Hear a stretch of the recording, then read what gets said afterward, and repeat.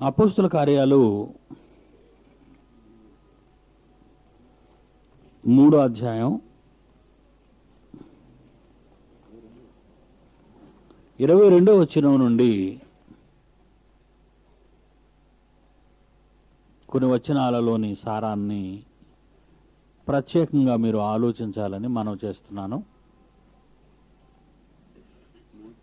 అపోస్తుల కార్యములు 3వ అధ్యాయము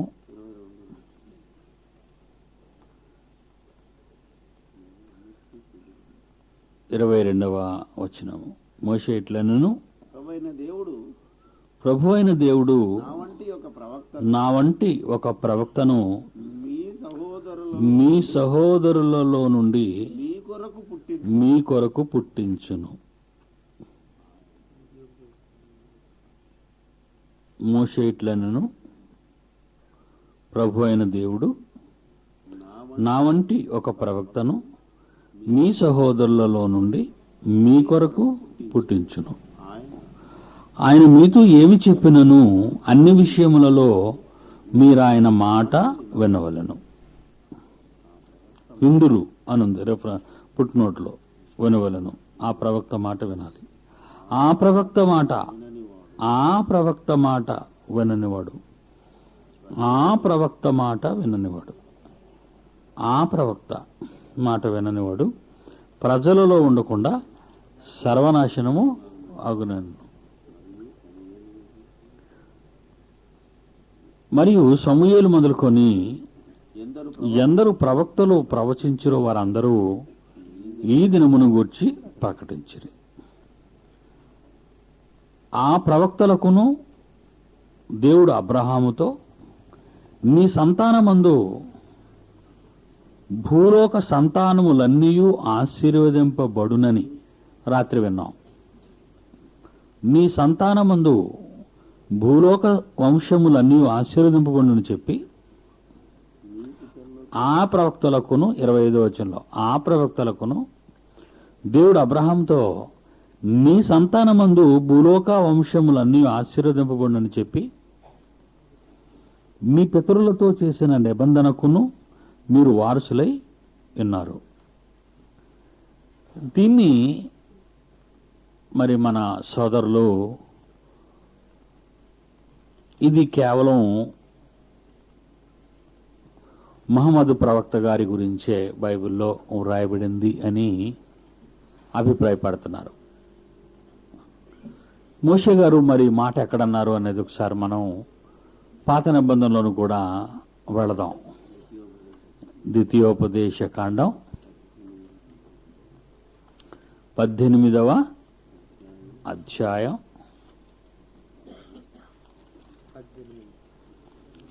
18వ వచనం. ద్వితీయోపదేశ కాండం 18వ అధ్యాయం 16వ వచనము నుండి 18వ వచనము వరకు చూద్దాం. ఈ గొప్ప అగ్ని నాకు ఇకను కనబడకుండుగాక అని చెప్పితివి. ఆ సమయమున నీ దేవుడైన యెహోవాను నీవడిగిన వాటన్నిటి చొప్పున నీ దేవుడైన యెహోవా నీ మధ్యను నా వంటి ప్రవక్తను నీ సహోదరులలో నీ కొరకు పుట్టించును. ఆయన మాట నీవు వినవలను. మరియు యెహోవా నాతో ఇట్లనెను, వారు చెప్పిన మాట మంచిది. వారి సహోదరులలో నుండి నీ వంటి ప్రవక్తను వారి కొరకు పుట్టించెదను. అతని నోట నా మాటల ఉంచుదును. నేను అతనికి ఆజ్ఞాపించినది యావత్తును అతడి వారితో చెప్పును. అతడు నా నామమున చెప్పు నా మాటలను వినని వానిని గూర్చి విచారణ చేసేదను. చాలు. ఇది మోషే గారు పలికిన అదే మాటను మరి అపోస్తుల కార్యాల్లో పేతురు గారు మాట్లాడిన మాట అది. 22వ వచనంలో మోషే ఇట్లెన్నో అపోస్తుల కార్యాల్లో ఇందా చదువుకున్నాం. ప్రభు అయిన దేవుడు నా వంటి ఒక ప్రవక్తను మీ సహోదరులో నుండి మీ కొరకు పుట్టించును.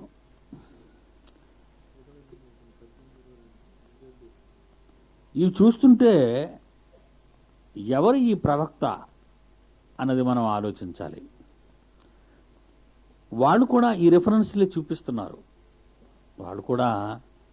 వాళ్ళు ఏదో గ్రంథాన్ని తీసుకొచ్చి అవి చూపించటం లేదు మనకి. మన బైబిల్నే మన దగ్గర తీసుకొచ్చి, ఇదిగో బైబిల్లో ద్వితీయోపదేశకాండంలో 18వ అధ్యాయంలో ఇలా ఉంది కదండి, అపోస్తుల కార్యాల్లో 3వ అధ్యాయం 22వ వచనం నుంచి ఇలా ఉంది కదండి అని వాళ్ళు ఇదే బైబిల్ని చూపించి మాట్లాడుతున్నారు. ఎవరు ఆ ప్రవక్త అని మోషే చెప్తున్నది అపోస్తుల కార్యం 3వ అధ్యాయం 20వ వచనం నుంచి చూస్తే, అపోస్తుల కార్యములు 3వ అధ్యాయం 20వ వచనం, మీ కొరకు నియమించిన క్రీస్తు యేసును ఆయన పంపునట్లును మీ పాపములు తుడిచివేయబడు నిమిత్తమును మారు మనసు నుండి తిరుగుడి, అన్నిటికీ కుదురుబాటు కాలములు వచ్చునని దేవుడు ఆది నుండి తన పరిశుద్ధ ప్రవక్తల నోట పలికించెను. అంతవరకు యేసు పరలోక నివాసి అయ్యుండుట ఆవశ్యకము. అంటే ఇది ఎవరి గురించి చెబుతున్నట్టు మనకు కనబడుతుంది? యేసుక్రీస్తు గురించి చెబుతున్నట్టు కనబడుతుంది. 26వ వచనంలో చివరి అధ్యాయంలో చివరి వచనాన్ని మనం చూస్తే 26వ వచనంలో, దేవుడు తన సేవకుని పుట్టించి మీలో ప్రతి వారిని వాని దుష్టత్వం నుండి మళ్లించుట వలన మిమ్మును ఆశీర్వదించుటకు ఆయన మొదట మీ యొద్దకు పంపెనని చెప్పాను. ఆయనను ఆ ప్రవక్త అనగానే మోషే గారు లేవి గోత్రానికి చెందినవారు. మోషే గారు లేవి గోత్రానికి చెందినవారు. లేవీయుడైన మోషే ఇశ్రాయేలీయుల లోని వారందరికీ ప్రవక్తగా చెబుతున్న మాటలు. మోషే గారు మాట్లాడినప్పుడు ఆ రోజు ధర్మశాస్త్రం ఇవ్వటంలో కానీ, అది సీనాయి కొండ దగ్గర తీసుకున్న ధర్మశాస్త్రం, అది మోషే ద్వారా కేవలం ఇశ్రాయేలీయులకు మాత్రమే ఇవ్వబడింది, మిగిలిన వారికి వర్తించుతుంది. అది మిగిలిన జనాంగాలకు వర్తించదు. అయితే మోషే గారు మాట్లాడిన మాటల్లో ఈ 23వ వచనంలో 3వ అధ్యాయం అపోస్తల కార్యాలు 22వ వచనంలో, ప్రభువైన దేవుడు నా వంటి ఒక ప్రవక్తను మీ సహోదరుల నుండి మీ కొరకు పుట్టించును. నా వంటి ఒక ప్రవక్త అంటే మోషే సాత్వికుడు. ఆయన ఇల్లంతటిలో నమ్మకమైనవాడు. మోషే సాత్వికుడు, దేవుని ఇల్లంతటిలో నమ్మకమైనవాడు. అలాగే క్రీస్తు కూడా. మొన్న చదువుకున్న హెబ్రీ పత్రిక 3వ అధ్యాయంలో 2వ వచనంలో, ఆయన ఇల్లంతటిలో మోషే నమ్మకంగా ఉండినట్లు ఈయన కూడా, క్రీస్తు కూడా తాను నియమించిన వానికి నమ్మకముగా ఉండెను అని వ్రాయబడింది. ఆనాడు ఇశ్రాయేలీల ఇంటి మీద నమ్మకముగా ఉన్న మోషే ఈరోజు ప్రపంచమంతటి మీద నమ్మకముగా ఉన్నట్టుగా కనబడుతుంది. కానీ అతడు జనించినది, యేసు జన్మించినది ఏ సహోదరులో నుంచి? మీ సహోదరుల్లో నుండి మీ కొరకు పుట్టించునన్నాడు. ఎవరు సహోదరులు? యాకోబు సంతానం. వాళ్ళు 12 గోత్రాలకి చెందిన వారే వారి సహోదరులు అవుతారు. నా వంటి ఒక ప్రవక్తను మీ సహోదరుల్లో నుండి, అంటే మిగిలిన గోత్రాలలో నుండి మీ కొరకు జన్మిస్తారు అన్న నిజాన్ని ఆయన చెబుతున్నాడు. ఇకపోతే యోహాను సువార్త 1వ అధ్యాయం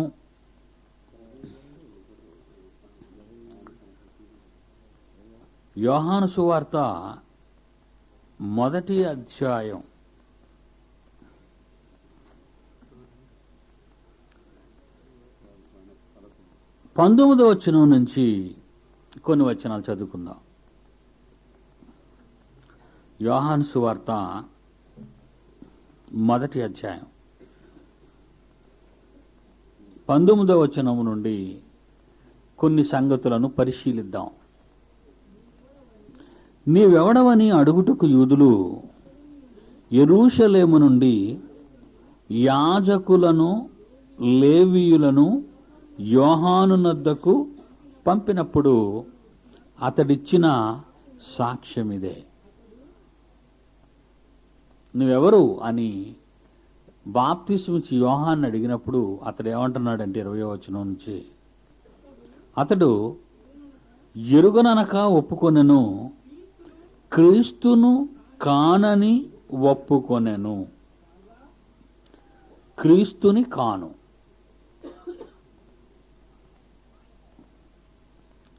క్రీస్తుని శబ్దమునకు అభిషక్తుడు, అభిషేకింపబడినవాడు అని, రాజు అని, మెస్సయా అని అర్థం. రాజని, మెస్సయా అని, అభిషక్తుడని అర్థం. బాప్తిస్మిచ్చి యోహాను నేను క్రీస్తును కాను అని ఒప్పుకున్నట్టు వ్రాయబడింది. 21. కాగా వచ్చిన వారు, మరి నీవెవరవు ఏలియావా అని అడుగగా అతడు కానెను. 22వ వచనంలో నీవు ఆ ప్రవక్తవా అని అడుగగా, ఆ ప్రవక్తవా అంటే ఏ ప్రవక్తవు? మోషే చెప్పిన ఆ ప్రవక్తవు నీవేనా? నా వంటి ఒక ప్రవక్తను అన్నాడు, చూసారా? ఆ ప్రవక్త. ఈ ఆ ప్రవక్త అన్న పదం పెద్ద సందిగ్ధంలో ముంచేసింది మన ముస్లిం సోదరుల్ని. ఆ పదప్రయోగం కేవలం ముహమ్మద్ గారి గురించి మాత్రమే రాయబడింది అని, బైబిల్ చెప్పింది అని వాళ్ళు తప్పుగా అర్థం చేసుకుంటున్నారు. పైగా వాళ్ళు చూపించేది ఈ రెఫరెన్స్లు చూపిస్తుంటారు వాళ్ళు. నీవు ఆ ప్రవక్తవా అని అడుగగా కానెను, నేను ఆ ప్రవక్తని కాను. కాబట్టి వారు నీవెవరవు? మమ్ము పంపిన వారికి మేము ఉత్తరం ఇయ్యేవారిని గనుక నిన్ను గుర్చి నీవేమి చెప్పుకొనుచున్నావని అతనిని అడిగిరి. ఎవరిని? బాప్తిస్మిచ్చి యోహాన్ని. ఇది యేసుప్రభువుని అడుగుతున్న మా ప్రశ్న కాదండి, బాప్తిస్మిచ్చి యోహానిని అడిగినటువంటి ప్రశ్న. నేను కాదు అనేసాడు ఆయన. నేను కాదు, కానని ఉత్తరం ఇచ్చెను అని వ్రాయబడింది. నేను ఆ ప్రవక్తను కాను. ఇక బాప్తిస్మిచ్చి యోహాను ఆ ప్రవక్త కానప్పుడు మరి ఆ ప్రవక్త ఎవరు?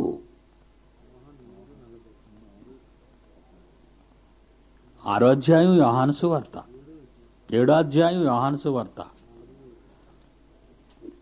యోహాను సువార్త 7వ అధ్యాయము 40వ వచనం. వ్రాసుకోండి తప్పనిసరిగా. More important lesson. చాలా మందికి ఇది తెలియాలి. ఎందుకంటే మనం నమ్ముకున్నది, చదువుతున్నది మనకు అర్థం కావాలి. ఏదో ప్రసంగాలు విని ఆనందించటం కాదు, విషయాలు అవగాహన చేసుకోవటం, అది బైబిల్ గురించి తెలుసుకోవటం అనేది చాలా అవసరం అండి. ఎందుకంటే దానిలో లేనివి ఈ ప్రపంచంలో ఎక్స్ట్రాగా ఉన్నవంటూ ఏవీ లేవు. బైబిల్లో లేనివి ఈ ప్రపంచంలో ఎక్కడైనా ఎక్స్ట్రా ఉన్నాయని మీరు అనుకుంటే అది పొరపాటు. బైబిల్లో అన్నీ ఉన్నాయి. 7వ అధ్యాయం యోహాను సువార్త 40. జనసమూహములో కొందరు ఈ మాటలు విని నిజముగా ఈయన ఆ ప్రవక్తయే అనిరి. మరికొందరు ఈయన క్రీస్తే అనిరి. మరికొందరు ఏమి క్రీస్తు గలిలయలో నుండి వచ్చునా? క్రీస్తు దావీదు సంతానములో పుట్టి దావీదు ఉండిన బెత్లెహేమను గ్రామములో నుండి వచ్చునని లేఖనము చెప్పుటలేదా అనిరి. కాబట్టి యేసును గూర్చి జనసమూహములో భేదము పుట్టెను. వారిలో కొందరు ఆయన పట్టుకొనదలచిరి గాని ఎవడునూ ఆయనను పట్టుకొనలేదు. ఇక్కడ చూస్తే మనకేమర్థమవుతుందంటే జనసమూహంలో కూడా ఆ రోజుల్లో ఈ గందరగోళం ఉన్నట్టు మనకు కనిపిస్తుంది. మొదటి శతాబ్దపు కాలంలో కూడా అసలు ఆ ప్రవక్త ఎవరు అన్న వాదన అప్పటి నుంచే ఉన్నట్టు మనం ఇక్కడ చూస్తున్నాం ప్రజల్లో. అదే వాదన మళ్ళా 2000 సంవత్సరాల తరువాత కూడా ఈ ప్రపంచ ప్రజలలో కొందరిలో ఉండటం విశేషం.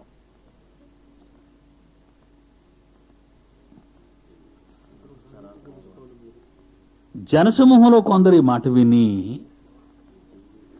నిజముగా ఈయన ఆ ప్రవక్తయే అనిరి. ఏ ప్రవక్త?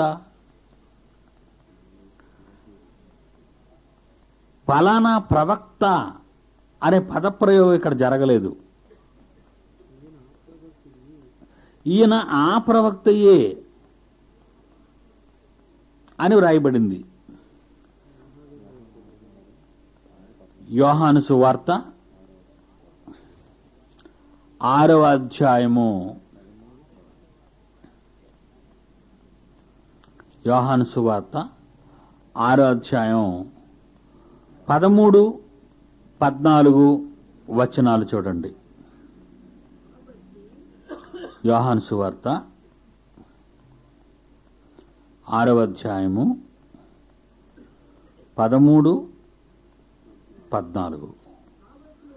కాబట్టి వారు భుజించిన తరువాత వారి యొద్ద మిగిలిన 5 యవల రొట్టెల ముక్కలు పోగు చేసి 12 గంపలు నింపిరి.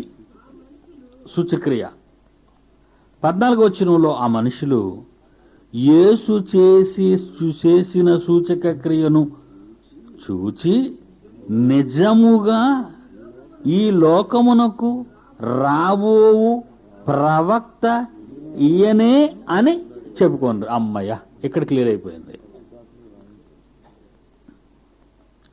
ఇంతకీ అక్కడ ఆ ప్రవక్తవా క్రీస్తువా అని అడిగేసరికి ఆ ప్రవక్త వేరు క్రీస్తు వేరు అనే భావన వచ్చేసినట్టుగా అది జనసమూహంలో ప్రజలలో ఉన్నటువంటి అనుమానాలు. ఆ ప్రవక్త సూచక్రియలు చేస్తాడా?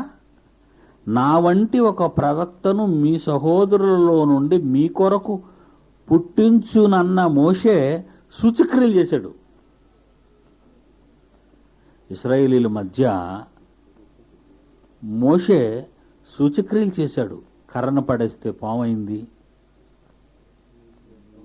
నీళ్లను రక్తంగా చేసే ఎర్ర సముద్రం పాయలైపోయింది, చెయ్యి కుష్ఠవ్యాధితో మారిపోయింది, మిడతలు, చీకటి, పిడుగులు, సంహారకుడు, ఎన్నెన్నో సూచక్రియలు మోషే కాలంలో జరిగాయి. అలాంటి ప్రవక్త, నా వంటి ఒక ప్రవక్తను మీ సహోదరులలో నుండి మీ కొరకు పుట్టించును అన్నాడు మోషే గారు. ఈ ప్రవక్త అన్న మాటకి ఆ రోజుల్లో వాళ్ళ ఉద్దేశం ఏంటంటే, మోషే అద్భుతాలు సూచక్రియలు చేశాడు గనుక నా వంటి ఒక ప్రవక్తను అన్న మాటకు అద్భుతాలు సూచక క్రియలు చేసేవాడై ఉండాలి అని వాళ్లలో ఒక ముద్ర పడిపోయింది.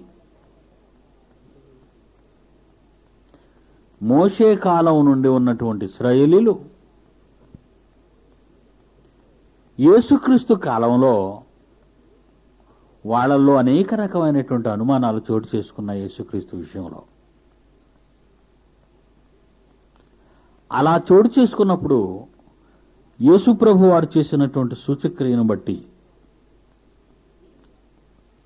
రొట్టెలను 1000 మందికి ఆహారంగా, చేపలను 1000 మందికి ఆహారంగా ఆయన పంక్తులుగా కూర్చుండబెట్టి పంచినప్పుడు 14వ వచనంలో, యోహాను సువార్త 6వ అధ్యాయం 14వ వచనంలో, ఆ మనుషులు యేసు చేసిన సూచక క్రియను చూచి నిజముగా ఈ లోకమునకు రాబోవు ప్రవక్త ఈయనే అని చెప్పుకొనిది. కనుక ఆ ప్రవక్త ఎవరు అని బైబిల్ నిర్ధారించింది. ఆ ప్రవక్త ఎవరో బైబిలు చెప్పలేదు అని పాపం ఈ రెఫరెన్స్ కనబడక వాళ్ళు దెబ్బతిన్నారు.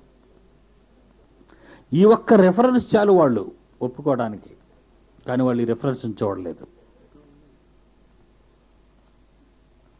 ఇంకా ముందుకు వెళదాం. ద్వితీయోపదేశకాండం మరొకసారి వెనక్కి వెళదాం. 18వ అధ్యాయం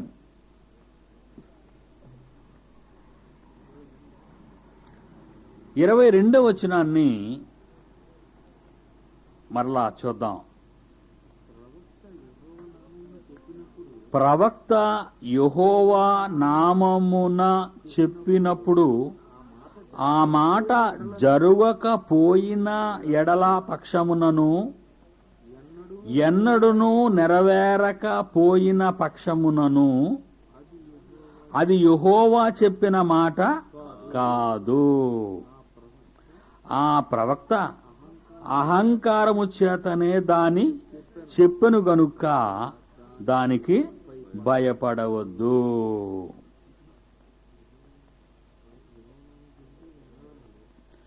ఎప్పుడైతే ప్రవక్త తండ్రి నామాన్ని ఏమైనా చెప్పాడు అంటే అది తప్పనిసరిగా నెరవేరాలి. తండ్రి నామాన్ని పంపబడినటువంటి మోషే చెప్పాడు గనుక మోషే చెప్పినట్టుగా సముద్రం పాయలైపోయింది. మోషే చెప్పినట్టుగా సంహారకుడు వచ్చేశాడు. మోషే చెప్పినట్టుగా సముద్రం ఈజిప్టు నీళ్లు ఎర్రబడ్డాయి, రక్తంగా మారిపోయాయి. కర్ర పామైంది, చెయ్యి కుష్ఠవ్యాధితో తయారైంది. ఎందుకంటే ఆ ప్రవక్తకున్న క్వాలిఫికేషన్స్, అర్హతలు. ఇక్కడ చూస్తే ప్రవక్త యెహోవా నామమును చెప్పినప్పుడు ఆ మాట జరుగకపోయిన పక్షమునను, నెరవేరకపోయిన పక్షమునను అది యెహోవా చెప్పిన మాట కాదు. ఆ ప్రవక్త అహంకారము చేతనే దాన్ని చెప్పను గనుక దానికి భయపడవద్దు. ఇక యేసు దగ్గరకు వచ్చేసరికి యేసు చెప్పినప్పుడు తండ్రి నామాన్న ఏ మాట నెరవేరలేదు.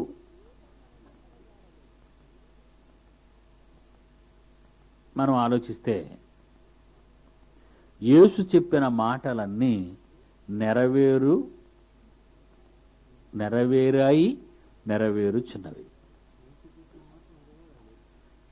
కనుక మోషే నిజంగా చెబితే ఆ ప్రవక్త యేసుక్రీస్తే, అనగా మోషే మాట నెరవేరింది.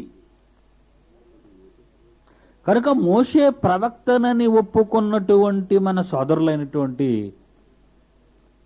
ముస్లిం సోదరులు మోషే ప్రవక్త అని వాళ్ళు అంగీకరించారు. గనుక ఆ ప్రవక్త నిజముగా దేవుని పక్షాన పలికితే ఆ మోషే మాట యేసుక్రీస్తులో నెరవేరింది.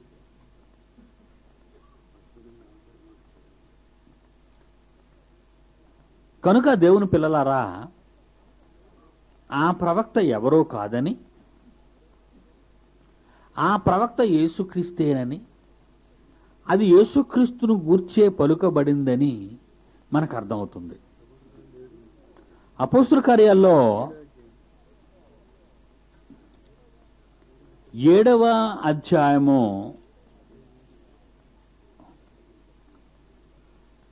స్టెఫెను ప్రసంగాన్ని మనం విన్నప్పుడు 37వ వచనం నుంచి మరలా, నా వంటి ఒక ప్రవక్తను దేవుడు మీ సహోదరులలో మీకు పుట్టించును అని ఇశ్రాయేలీయులతో చెప్పిన మోషే ఇతడే.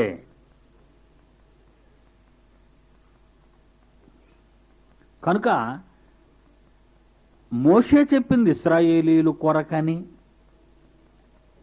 ఇశ్రాయేలీయులలో ప్రవక్త పుడతాడని, ఆ ఇశ్రాయేలీయులలోని ప్రవక్త ఇశ్రాయేలీయుడై ఉంటాడని మనకు అర్థమవుతుంది. మరి అలా చూస్తే జనరేషన్స్లో మహమ్మద్ ఇశ్రాయేలీయుడు కాదు, ఆయన ఇష్మాయేలు సంతానానికి చెందినవాడు. కనుక సోదర సోదరీమణులారా, ఈరోజు సమాజంలో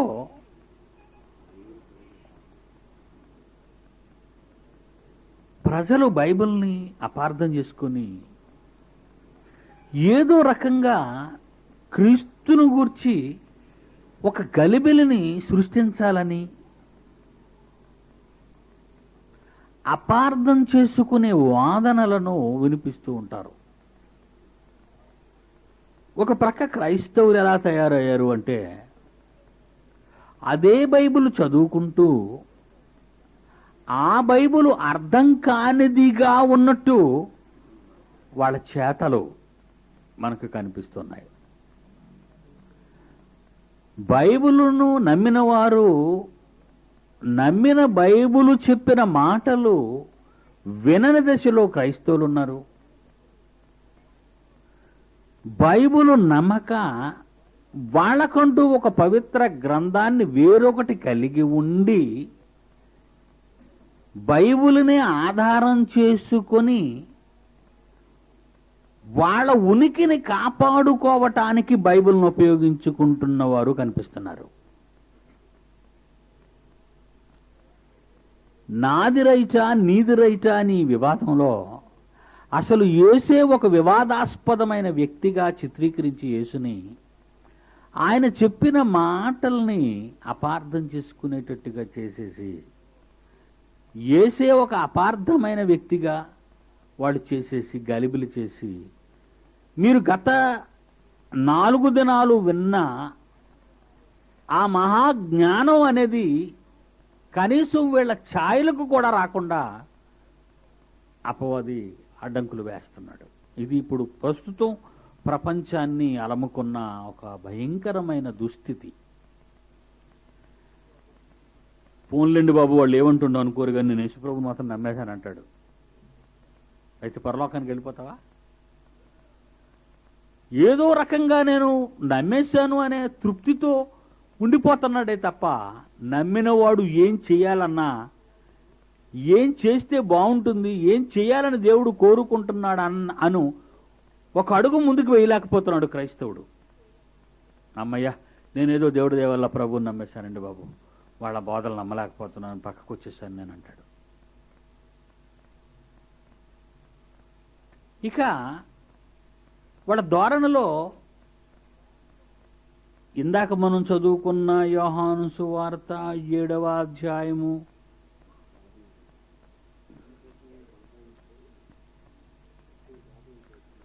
యోహాను సువార్త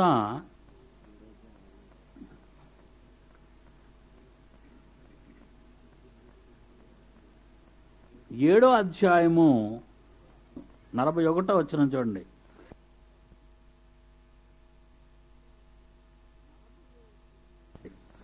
మరికొందరు ఈయన క్రీస్తే అనిరి, మరికొందరు ఏమి క్రీస్తు గలిలయలో నుండి వచ్చునా, క్రీస్తు దావీదు సంతానములో పుట్టి దావీదు ఉండిన బెత్లెహేమను గ్రామములో నుండి వచ్చునని లేఖనము చెప్పుట లేదా అనిరి. చూసారా,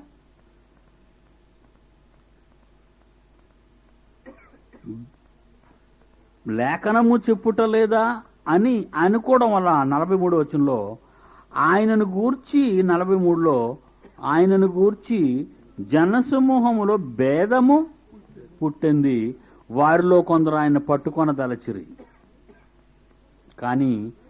కానీ ఎవడునూ ఆయనను పట్టుకొనలేదు. ఎందుకు పట్టుకోవాలనుకున్నారో ఆలోచించారా? ఎందుకు పట్టుకోవాలనుకుంటున్నారు? వివాదాస్పదమైన మనిషి. వివాదాస్పదమైన మనిషిని వదిలేయొచ్చుగా. ఏదో అనుకుంటున్నాడు, నేను దావీదు సంతానంలో నుండి వచ్చాను, నేనే క్రీస్తుని, అంటే మెస్సయ్యను, నేనే మెస్సయ్యను, క్రీస్తుని, రాజుని అని అంటున్నాడంటే తప్పు అంటున్నాడు, తప్పు మాట్లాడుతున్నాడు. యేసు మీద ఉన్న బాధ ఏంటంటే వాళ్ళకి, ఈయన తప్పు మాట్లాడుతున్నాడు, ఈయన క్రీస్తు కాడు, మెస్సయ్య కాడు, రాజు కాడు అని ఆయన స్వజాతీయులు, సొంతం వాళ్లే ప్రభుని అనుమానించారు. సొంతోళ్లే అపోజిషన్ అయితే, సొంతోళ్లే వ్యతిరేకం అయితే, ఇంటివారే కాదంటే ఇక సాక్షి ఎవరి సాక్ష్యం అండి చెల్లుతుంది? ఇంటివారే ఇతను నేరస్తుడు అని పోలీసులకు అప్పగిస్తే, నిన్ను నా ఇంటివారే నేను నేరస్తుడును అని పోలీసులకు నన్ను అప్పగిస్తే ఇక సాక్ష్యాలతో పని లేదు. అందుకు పట్టదలుచుకున్నారు, ఆయనని పట్టదలుచుకున్నారు. ఆయన వివాదాస్పదం అయిపోయాడు ప్రజలకి. ఏమండి, ఆయన్ను పట్టుకోవాలి, ఆయన మాటలు వివాదాస్పదమైనవి అన్న మాటలు ఆ రోజుల్లో అసలు యేసు మాటల్ని నమ్మటానికి అవకాశం ఉంటుందా? ఎలా ఉంటుందంటే అండి, యేసు ఎంత బోధ చేసినా, యేసు ఎంత మంచి బోధ చేసినా, చేస్తే చెయ్యొచ్చండి, ఎంత మాటలైనా చెప్పొచ్చు, మంచి మాటలు చెప్పొచ్చు, కానండి ఆయన క్రీస్తు అని చెప్పుకుంటున్నాడండి అని బాధతో చెప్తాడు పక్కోడికి. అన్నీ బాగా చెప్తున్నాడండి, ఆయన చాలా బాగుంటుందండి, కానీ ఆయన జైశాలని పెట్టుకున్నాడండి అంటాడు. అంటే ఏదో బాధ ఉంది ఆయనలో, కడుపు మంట. ఒరే బాబు, అది నన్ను పెట్టుకున్నది కాదురా, ఎవడో కొమ్ములు తిరిగిన వాడికి కొమ్ములు ఇరిచేసినప్పుడు ప్రజలు ఆ సంతోషానందాలతో ఆ రోజు ఇచ్చిన బిరుదు అని మనం అంటే, అది మనకు ఉండటం వాళ్ళకి ఇష్టం లేదు.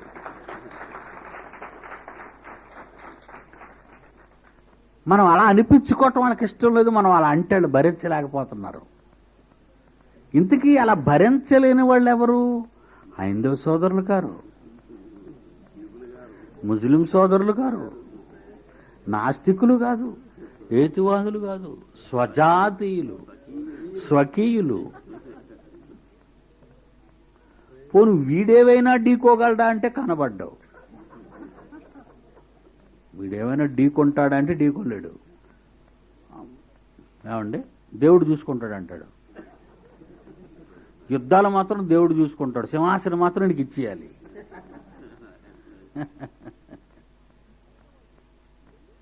కనుక వాళ్ళు యేసు ఎంత చక్కని మాటలు వివరించినా, ఎన్ని సత్యాలు ఆనాడు ప్రపంచానికి తెలియచేసినా, ఇతను క్రీస్తు అంటున్నాడు ఏంటండి అని. అవును, అపోస్తులుడైన పౌలు తన బోధనలో యేసు ఏమై ఉన్నాడని బోధించాడు బైబిల్లో. అపోస్తుల కార్యాలు 18వ అధ్యాయం 5వ వచనం. అపోస్తుల కార్యాలు 18వ అధ్యాయము 5వ వచనం. శీలయు తిమోతియు మాసిదోనియా నుండి వచ్చినప్పుడు పౌలు వాక్యము బోధించుటయందు ఆతురత గలవాడై యేసే క్రీస్తుని యూదులకు దృఢముగా సాక్ష్యమిచ్చు చుండెను వారు ఎదురాడి దూషించినప్పుడు. చూసారా, వాళ్ళు మళ్ళీ ఎదురాడుతున్నారు పౌలు గారిని. యేసు ఎలా క్రీస్తు అవుతాడు? ఆయన మెస్సియా కాడు, అంటే ఆయన క్రీస్తు కాడు, ఆయన రాజు కాడు, యేసు రాజు కాడు, మరియమ్మ కొడుకు, వడ్లవాని కుమారుడు. యేసు రాజు కాడు, మరియమ్మ కుమారుడు, వడ్లవాని కుమారుడు అని అన్నారు వాళ్ళు. 28 వచనం చూడండి, అందులో అదే అధ్యాయం 28. యేసే క్రీస్తు అని లేఖనముల ద్వారా అతడు దృష్టాంతపరచి యూదుల వాదమును బహిరంగముగాను గట్టిగాను ఖండించుచు వచ్చెను. యేసే క్రీస్తర్రా, ఆ వడ్లవాని కుమారుడు, ఆ మరే కుమారుడు, వాళ్ళ చెల్లెళ్ళు, వాళ్ళ తమ్ముళ్ళు మాతో ఉన్నారని ఇదంతా ఎందుకు చెప్పుతారా మీరు? ఉంటే ఉండొచ్చు, ఆయన వడ్లవాని కుటుంబంలో పుట్టొచ్చు, ఆయన మరియమ్మ సుతుడే కావచ్చు, కానీ ఆయన ఎవరనుకుంటున్నారు మీరు? రాజు క్రీస్తు ఆయనే. మీరు ఎదురు చూస్తున్న మెస్సియా ఆయనే వచ్చేశాడు. ఎలా వచ్చేశాడు యేసుక్రీస్తు? మీరు ఎదురు చూస్తున్న మెస్సియా ఎలా వచ్చాడు? రాజు క్రీస్తు అభిషక్తుడుగా వచ్చేశాడు ఆయన. మీరు ఎదురు చూస్తున్నారా ఇంతకాలం? ఆ ఎదురు చూస్తున్నవాడు ఇతనే ఆ మెస్సియా. పాపం ఈ వాదం విని విని విని విని విని పిలాతుకు బుర్ర హీట్ ఎక్కిపోయిందండి. రోజుకి తగులే కదండి ఆయన దగ్గరికి, యూదమత తగువులు. పాపం ఇది దాచుకోలేక యోహాను సువార్త 18వ అధ్యాయంలో పాపం పిలాతు 37వ వచనంలో ఉండలేక ఒక మాట అడిగాడండి ప్రభుని. అపోస్తలుల యోహాను సువార్త 18వ అధ్యాయం 37. అందుకు పిలాతు, నీవు రాజువా?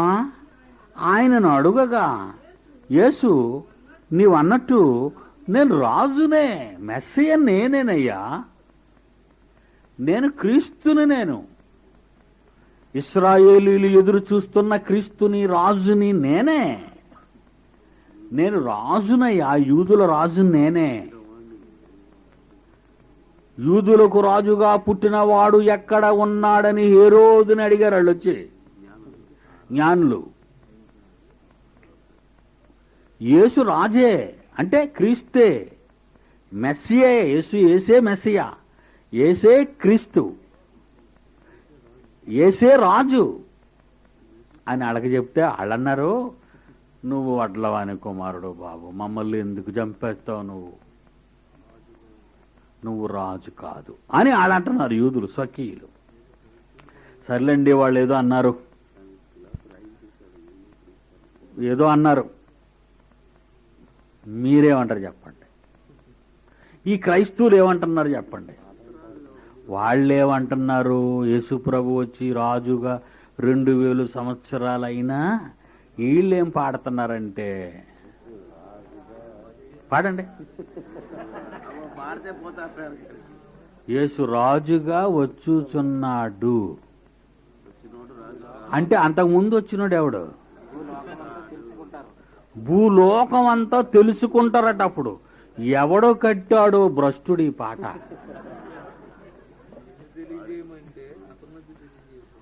మీకు అర్థమవుతుందా లేదా? ఏమంటే పాట కట్టినోడికి ఎలాగా బుద్ధి లేదు, పాడినోడికైనా బుద్ధి ఉండొద్దండి. అసలు బైబిల్ చదువుతున్నారా వీళ్ళు?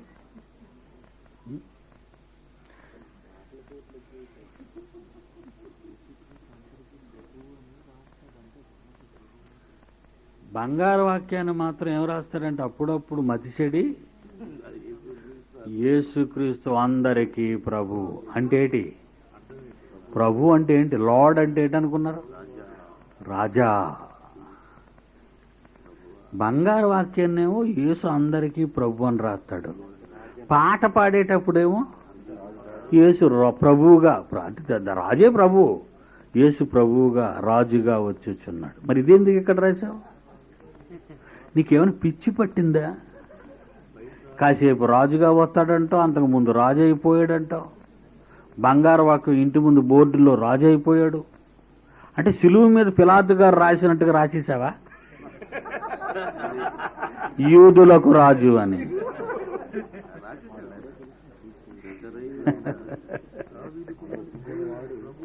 ఒక మంచి మాట ఉందర్రా. 1 యోహాను 2వ అధ్యాయం. 1 యోహాను 2వ అధ్యాయం 22.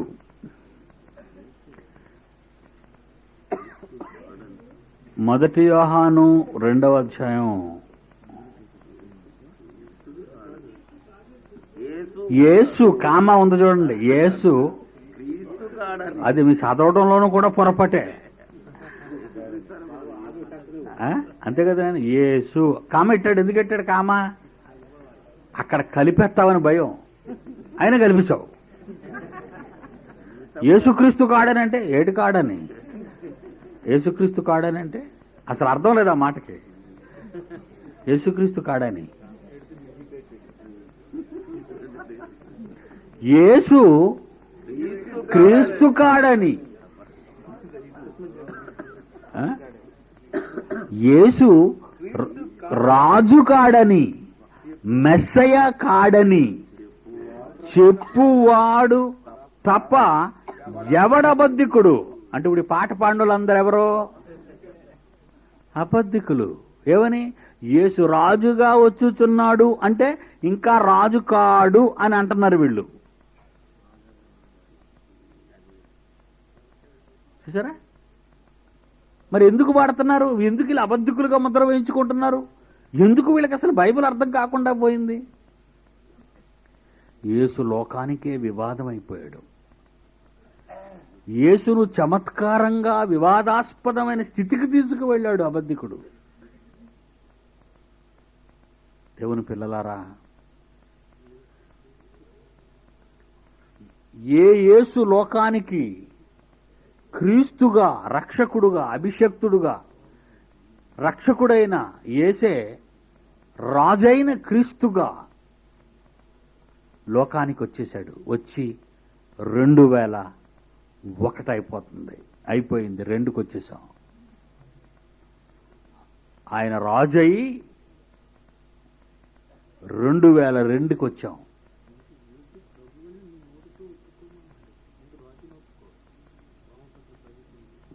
ఏమంటే కిందకి ఏమనుంది?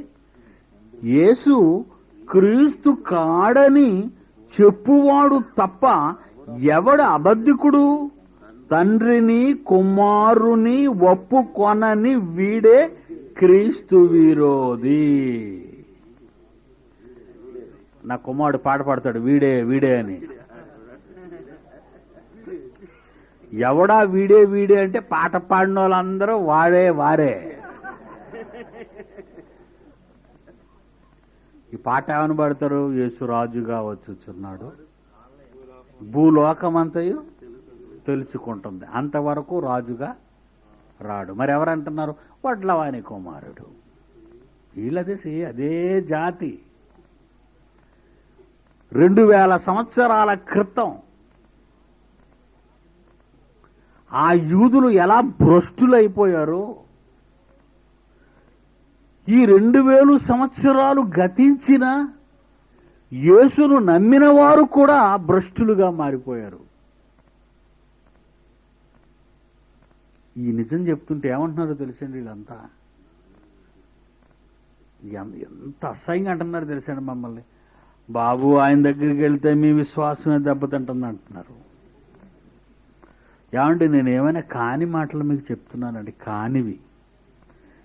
మీకు కాని మాటలు మదుపు పెట్టి చెప్పి, నా డబ్బులు మదుపు పెట్టి మీకు కాని మాటలు చెప్పి నరకానికి పోయేటంతటి పనికిరాని వాడినండి నేను.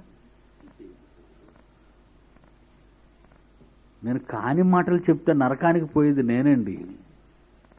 నాకు పరలోకం కావాలి. పరలోకం కావాలి అంటే దేవుడికి ఇష్టమైన పని ఏదో ఒకటి చెయ్యాలి. ఏం చేస్తే బాగుంటుందా? వస్త్రాలు ధర్మం చేయమంటావా? భూదానం చేయమంటావా? అన్నదానం చేయమంటావా? ఏం చేస్తే బాగుంటుంది అని ఆలోచించి ఆలోచించి ఆలోచించి జీవితంలో దేవుడి మనసులోని మాట, ప్రపంచం తప్పిపోయిన మాట, వాస్తవాన్ని ప్రజల దృష్టికి తీసుకెళ్తాను అని అనుకున్నాను. ఈ నిజాన్ని ప్రపంచ దేశాలలో ఉన్న తెలుగు వాళ్లకు చెప్పాలనే కుమారుడు అంకారావు నిలబడ్డాడు. నిన్న నిలబడ్డాడు. ఎందుకో మీరు తట్టుకోలేక చప్పట్లు కొట్టి కూర్చోబెట్టేశారు. ఆ స్పిరిట్ ఎవరిది?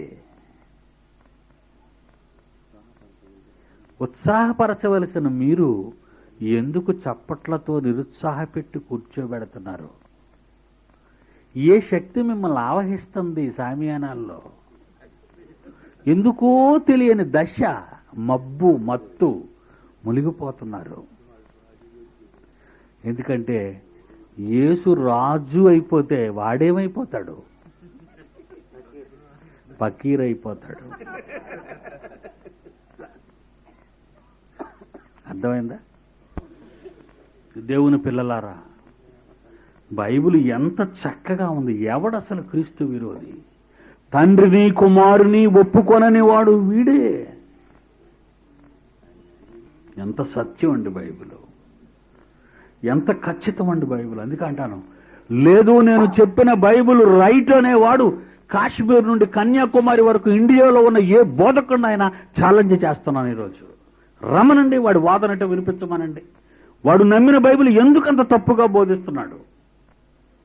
కాకమ్మ కథలు చెప్పి, పైసలు దండుకోవడానికి లేనిపోని దొంగ సాక్ష్యాలు చెప్పి, అడుక్కు తినడానికి అలవాటు పడి కోట్లు సంపాదించుకుంటున్నారు ఈరోజు ఈ బోధకులు. అందుకే దేవుడు వీళ్ళ గురించి ఒక ప్రవచనం ప్రవచించాడండి. వీళ్ళని కుక్కలతో పోలుస్తూ యెషయా గ్రంథము 50వ అధ్యాయం 56వ అధ్యాయము, యెషయా గ్రంథము 56వ అధ్యాయము 10-11 వచనాలు. వారి కాపరులు గుడ్డివారు, వారందరూ తెలివిలేని వారు, వారందరూ మోగ కుక్కలు. ఎంత కఠినంగా మాట్లాడుతున్నాడండి. ఎవరిని ఎవరు గూర్చి? కాపరులండి బాబు, reverends, bishops, fathers, mothers, sisters, brothers,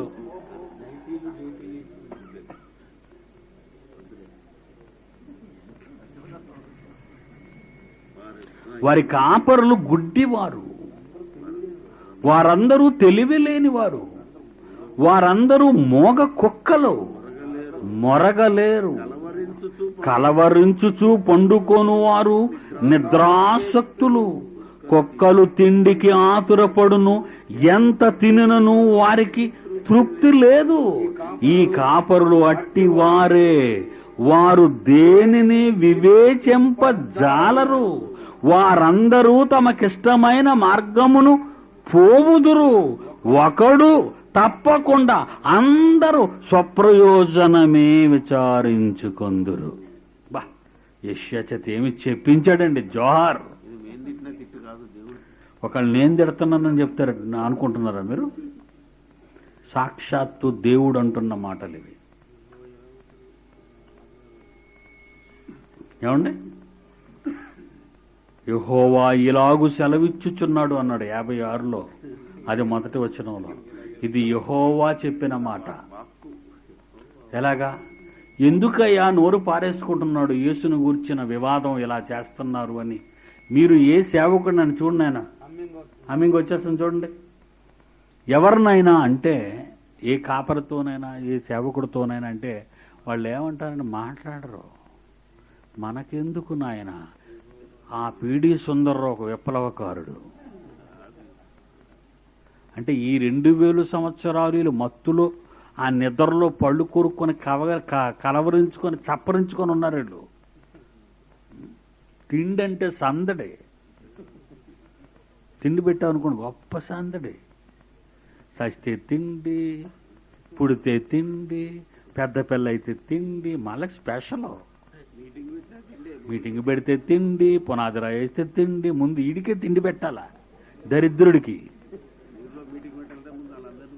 ఊర్లో మీటింగులు, మీ ఊర్లో గుంటూరు పట్టణంలో మీటింగులు పెట్టాలంటే వీళ్ళందరినీ హోటల్లోకి తీసుకొచ్చి కుక్కల మేపునట్టు మేపాలా?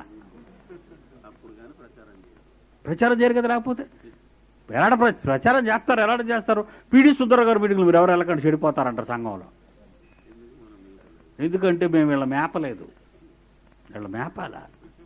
వీళ్ళకి డబ్బులు ఇవ్వాలి, లారీకి డబ్బులు ఇవ్వాలి, బస్సుకు డబ్బులు ఇవ్వాలి, హోటల్కి డబ్బులు ఇవ్వాలి. అప్పుడు పశువులు తోలుకొస్తుంటారు చూసారు సంతకి, అలా తోలుకొని వస్తారు మీటింగులకి. మేము మేపం, వేపేస్తాం. వాళ్ళు వస్తే ఎంత, రాకపోతే ఎంత. వస్తే నువ్వు బాగుపడతావు, రాకపోతే పోతావు. మాకు నష్టమేం లేదు. మాకు పరలోకం కావాలి. నీ ముఖస్థుతి ఎవడకు కావాలి? నీ ముఖస్థు, నీ అటెండెన్స్ మాకెందుకు? నువ్వు బడికి వస్తే బాగుపడతావు, బడికి రాకపోతే దొంగ. బడికి దొంగ అంటారు చిన్నప్పుడు. బడికి దొంగ. బడికి దొంగ అయితే ఇంటికి పెద్ద. బడికి దొంగే, ఇంటికి పెద్ద. ఆలోచించండి. వచ్చారా? బాగుపడతారు. ఏంటండి మరి అంత మూలన పెట్టేశారా అన్నారట ఎవరో. ఏం దూరం అయితే రావా? దూరం అయితే రావా? ఎందుకురా? ఎందుకురా? సొలొమోను జ్ఞానం గురించి ఆ శాబదేశపు రాణి బాబా ఖండాంతర జర్నీ చేసిందండి. జ్ఞానం గురించండి. పరివారంతో బయలుదేరింది మహారాణి ఆ జ్ఞానాన్ని గురించి. అంతకంటే గొప్పవాడు ఇక్కడ ఉన్నాడు యేసుక్రీస్తు గురించి చెబుతూ. ఆ శేబదేశపు రాణి సాక్ష్యంగా నిలబడుతుందట మీ మీద. మా ఊర్లో గుంటూరులో పెట్టారు ప్రభా ఈ మీటింగులో, విన్నాను మేము లేఖనాల పరిశోధన పోస్టర్ చూశానండి. అలాగెళ్తూ మరి ఎందుకు వెళ్ళలేదు నాయన అని ఒకవేళ దేవుడు అడిగితే, ఏం వెళ్తాం ప్రభా, బస్సు కట్టి నుంచి ఇటు నుంచి 12 రూపీస్, సైక్లోన్ మూమెంటు, చల్ల గాలి, ఏం వెళ్తాం ప్రభు?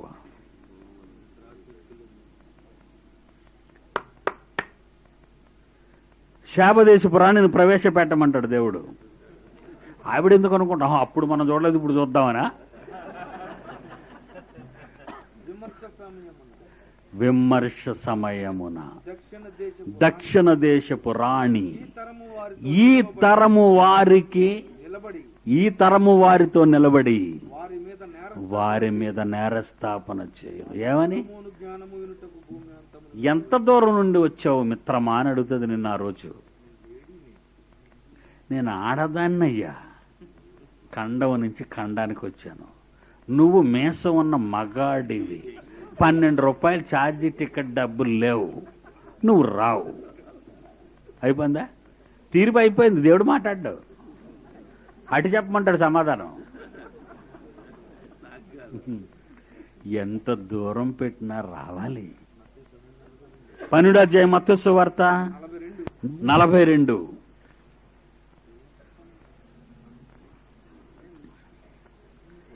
మత్తయి సువార్త 12వ అధ్యాయం 42 ఆ మాటలు చూడండి, అండర్లైన్ చేసుకోండి.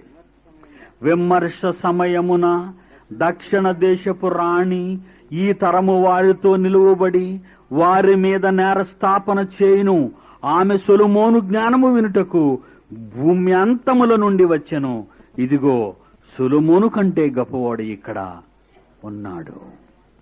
ఆ గొప్పవాని నోట నుండి వచ్చిన మాటలే మీ చేతనున్న దేవుని వాక్యపు గ్రంథము. ఆ మంచి మాటలు వినబడుతున్నప్పుడు ప్రపంచాన్ని, ప్రపంచ జ్ఞానాన్ని సవాలు చేసే యేసు బోధనలు మీకు వినబడుతున్నప్పుడు ఎంత దూరమైనా నువ్వు రావాలి కదయ్యా. దేవుని పిల్లలారా, ఈ రాత్రి ఆలోచించండి. ప్రపంచమంతా క్రీస్తుని అస్తవ్యస్తం చేస్తుంది ఈరోజు. వాళ్ళని ఎదుర్కోవటానికి నిన్ను హేతువడిగే ప్రతి వానికి ఎల్లప్పుడూ సమాధానం చెప్పటానికి సిద్ధంగా ఉండాలి అని దేవుడు నిన్ను కోరుకున్నాడు, బైబిల్లో హెచ్చరించాడు. ఇంత మంచి జ్ఞానం, శాస్త్రీయ దృక్పథంలో బోధించే జ్ఞానం ఇది. మీ నుండి దేనినూ ఆశించి కాదు. కొరింథీయులకు రాసిన 2వ పత్రిక 9వ అధ్యాయము 2వ వచనం. మీ మనస్సు సిద్ధమై ఉన్నదని నేను ఎరుగుదునంటున్నాడు పౌలు. అందువలన సంవత్సరము నుండి అకయ సిద్ధపడి ఉన్నదని చెప్పి నేను మిమ్మును గూర్చి మాసిదోనియా వారి ఎదుట అతిశయపడుచున్నాను. యూరోపియన్ చర్చెస్ అండి ఇవన్నీ. సంవత్సరము నుండి అకయ సిద్ధపడి ఉన్నది. దేనికి? దేవుని కార్యక్రమాలు జరిగించటానికి. సంవత్సరము నుండి గుంటూరు సెమినార్ కొరకు ఆలోచిస్తున్నామండి. వచ్చే సెమినార్ని వరంగల్ వారికి వాగ్దానం చేశాను.